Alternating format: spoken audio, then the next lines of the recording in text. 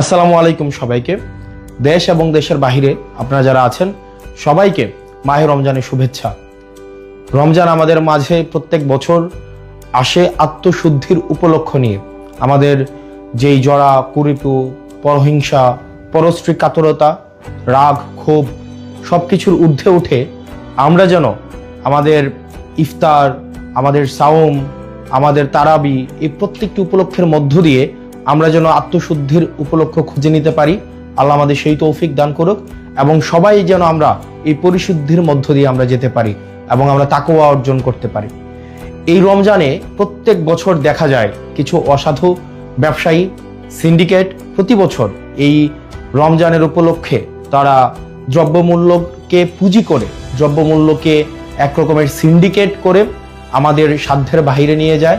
আমাদের জনগণের যেই সাধ্য মূল্যের বাহিরে এই আমাদের নিত্য প্রয়োজনীয় যে বিষয়গুলো রয়েছে, ছোলা, মুড়ি, তেল এবং নিত্য প্রয়োজনীয় যে বিষয়গুলো রয়েছে, তেল, গ্যাস, এই প্রত্যেকটি বিষয়কে দেখা যায় সিন্ডিকেট করে সাধারণ জনগণের সাধ্যের মধ্যে, সাধ্যের বাহিরে নিয়ে যায়।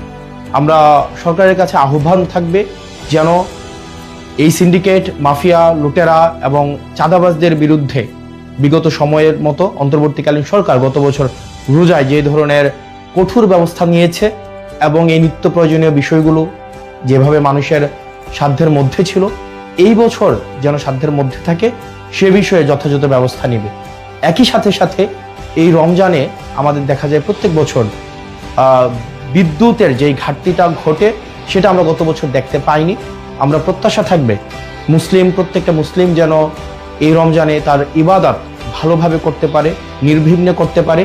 এই জন্য নিরবিচ্ছিন্ন বিদ্যুৎ সরবরাহ যেন ধর্মীয় প্রতিষ্ঠানগুলো এবং বাড়িতে নিরবিচ্ছিন্ন বিদ্যুতের যেন ব্যবস্থাটি সুনিশ্চিত হয় সে বিষয়ে যথাযথ ব্যবস্থা নেবে।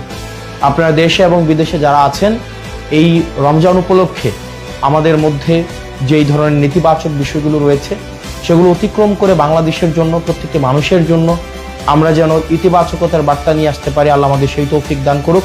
সবাই ভালো থাকেন, সুস্থ থাকেন। রমজান আমাদের মধ্যে রহমত এবং বরকত নিয়ে আসুক। আসসালামু আলাইকুম ওয়া রাহমাতুল্লাহি ওয়া বারাকাতুহু।